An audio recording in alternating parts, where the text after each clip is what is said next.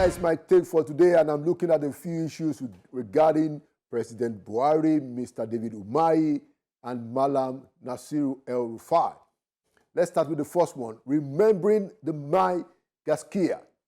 This past week, it was 1 year after the passing of our immediate past president, Muhammadu Buhari, a decent man by every standard, patriotic Nigerian, and a powerful figure in Nigeria's political history. His memory will remain significant for a long time without a doubt. His contributions, for sure, are also notable, and so are his struggles with statecraft. But there are some people who have dramatically done damage to Buhari's record, as we have seen in this past 1 year, especially with the level of forfeitures and wide but real corruption allegations against such people. People like Godwin Emefiele, Abubakar Malami, SAN, and Adi Sirika. They are staining the otherwise sparkling anti-corruption credentials of Muhammadu Buhari, the man that we all admire as the Mai Gaskia. What a shame what they are doing to his memory. There's also Saleh Maman, who Baba Buhari himself quickly removed while he was still in office. Saleh is now in jail for corruption.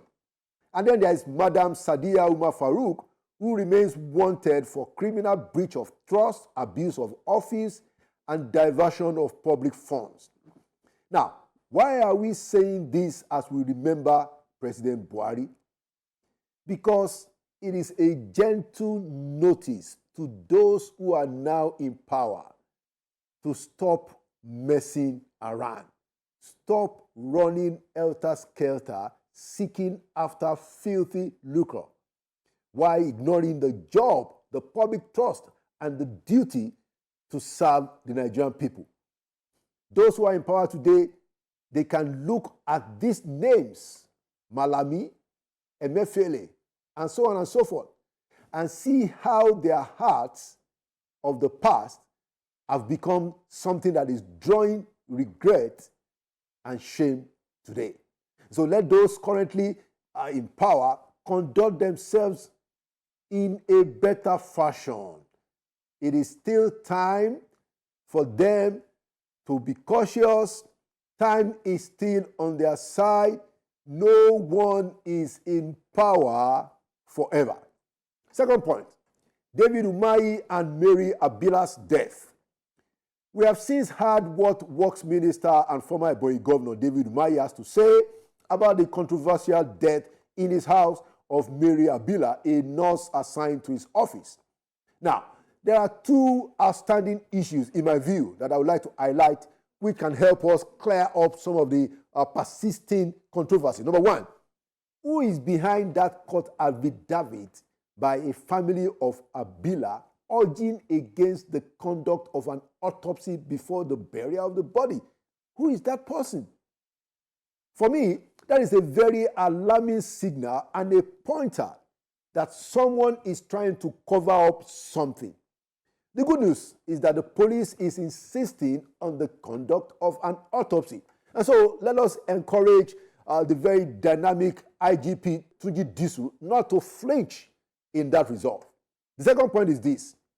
It is true that in today's Nigeria, for good or ill, up or down, if a dead body is found in somebody's house, that is an ordinary Nigerian, in the circumstances of Habila's instance, such a person will certainly have been arrested. Now, David Umahi has escaped that because of who he is. The point ought to be made, though, that at times such arrest is normally based on circumstantial evidence which may offend people's fundamental rights to fairness and all of that. But what Mr. Umahi should do is to be totally and completely transparent and to support an autopsy before the burial of Habila's body by every means necessary. There is no way Mr. Umahi will be able to wash himself clean in this controversy without a thoroughly well done and transparent autopsy. So whoever is behind that family member who went to swear to an affidavit in court that the family doesn't want an autopsy done on Mary Habila's body is a suspect. Or at least he or she should be a person of interest whose motive ought to be unraveled. Finally, on that point of David Umahi, we must say that David Umahi, with all his challenges, and he's gotten quite a few, is one of the best performing ministers of the Tinubu administration. And whether we love him or we hate him, the man is hardworking. Coming to my third point and final point today, in defense of El-Rufai's fundamental human rights. We listened recently to the appeal by El-Rufai's wives, and here is the point they are trying to make. The bail terms that were set are not such that are meant to be met. Those bail terms, they say, are designed to keep the man in custody without a conviction. Now, if that is the case, as it seems, then that is not a bail. That is detention wearing a legal mask. When the state sets conditions it knows cannot be fulfilled or that are clearly unfulfillable in the circumstances, the state is administering punishment by process. Now, let's flip the script in a way that reminds ourselves of some of the circumstances of the former governor's administration in Kaduna. What happened to Dadi Yatta? What about Stephen Kefas? What about Kajuru? These are real names, real places, real pains.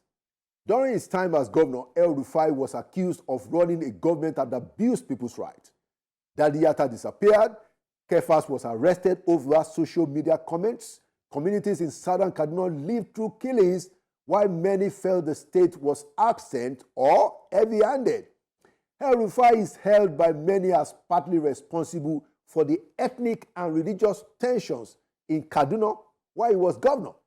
Now, Professor Chidi Odinkalu, a law professor, and others have pointed out the irony that a man once accused of executive excesses, once accused of violating other people's rights, is now, as his wives have shown us, asking for the same system to protect him.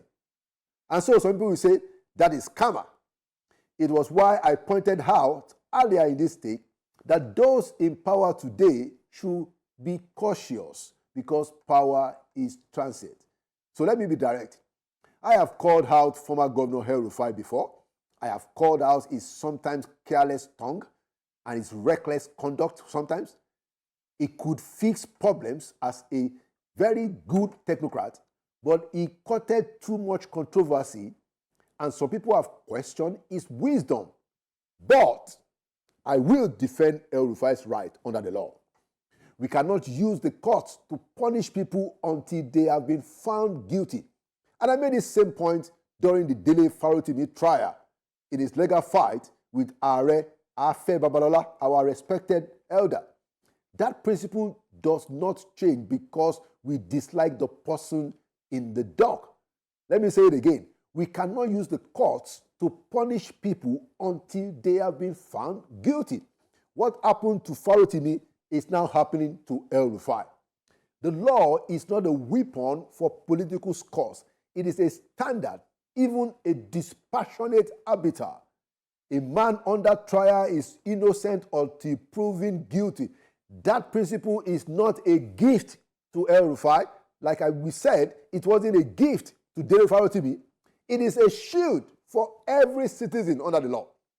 If we allow impossible bail terms to prevail, if we allow punishment before trial, then we have left the Constitution and we have entered into the arena of vendetta.